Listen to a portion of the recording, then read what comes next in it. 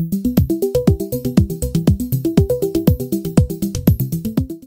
babes, it's Jenni from chronicbabe.com, and I'm so happy to be with you today.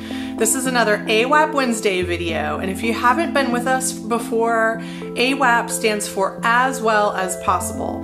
And everything I do with Chronic Babe is really meant to help you be as well as possible in every moment, despite having chronic illness. So you're joining me here in my new home. This is just some of the stack of empty boxes. So you can see I'm mostly unpacked. And it's just great to be with you again because I took a couple weeks off to move and get settled into my new place. So there's a great example for you of pacing and prioritizing. I kind of put the videos on hold and did a best of for a couple weeks. I'm really happy to be back with you today for a fresh video all about resilience. We're talking about rolling with the punches no matter what is going on. Now you may think, you know, my life is so sucky. I have all these chronic illnesses and everything is hard and I don't have any money and I'm living in assisted housing and how am I supposed to roll with the punches and how am I supposed to be resilient and think positively? And I am here to tell you that I totally understand how that feels. I have been there. In some senses, I am there. I have tons of chronic illnesses. I've been broken up to my eyeballs in debt, and I know how hard it can be to feel like you can be resilient and be tough. But sometimes you gotta roll up your sleeves and take a little step forward toward resilience, even if it's just a little punch back in the face to whatever's bugging you. So I wanted to give you a couple tips today for how I'm resilient in spite of a lot of struggle.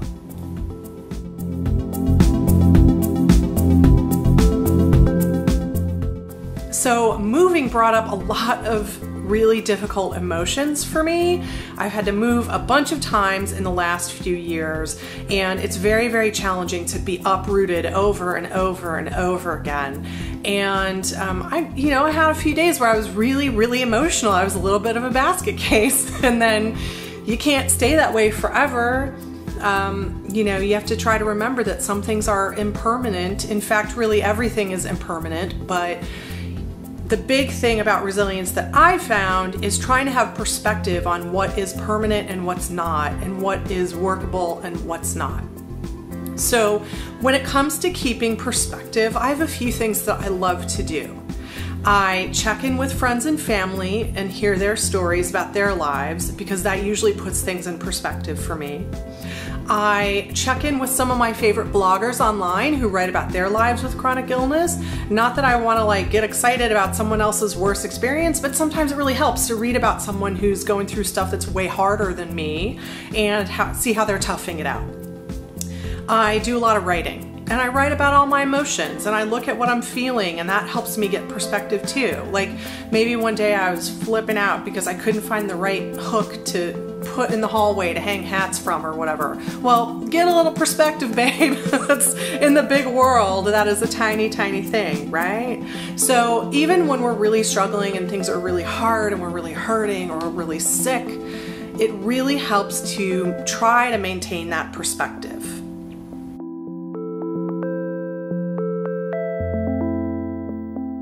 The second thing that really helps me stay resilient is leaning on people who know me and love me.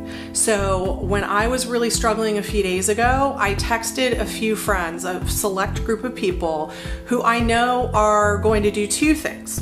One is that they're going to tell me that they love me and they believe in me no matter what, and tell me the things that I'm forgetting or that I need to hear over and over again, and over and over and over again. So I texted those people, I have a handful of people, and they all shot me back messages within a day that really, really helped. The second thing that they do is they call me on my shit.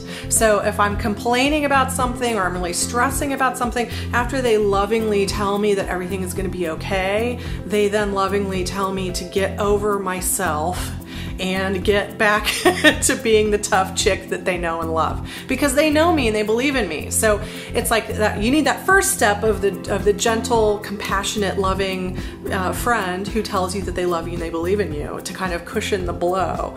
But those friends, that team Jenni is so essential. I would be nowhere without them.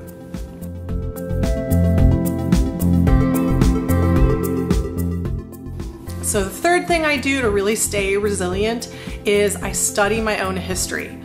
I've been through a lot of really, really tough stuff, as I know so many of you have too. And so sometimes I really have to look back at what I've faced previously and remind myself what a tough chick I am.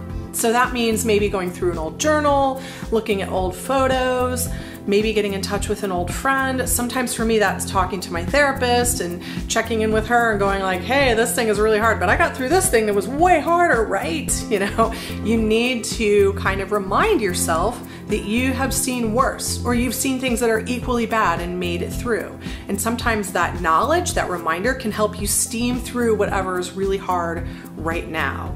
And for those of us with chronic illness, that can be hour by hour, even minute by minute. And I get that. I mean, sometimes when I'm really flared up and I'm really hurting or really tired, I have to remind myself I've been through worse. And it sounds trite when I say it right now, but I swear to you, if you can try to do it in the moment, it can really take a little bit of the edge off and get you through.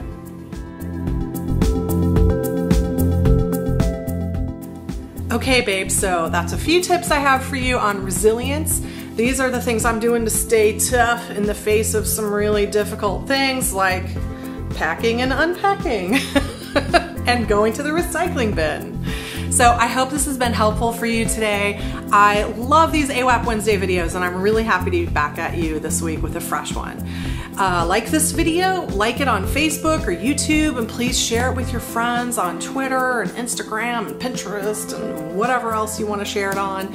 If you have a question for me, I'm super happy to answer your questions. So just get in touch through the website, or you can email me chronicbabe@gmail.com and let me know if you have a question. If you never want to miss a single moment of Chronic Babe awesomeness, please head to the website right now and subscribe to our free weekly newsletter. When you do so, you get a big fat digital toolkit that's got all kinds of steps for you to help you start being a chronic babe right now. And that's my gift to you. So I hope you love it. And until we meet again, be AWAP. Mwah. Beep. Hey babes, it's JenniProcopi.com. I mean, you can go there, but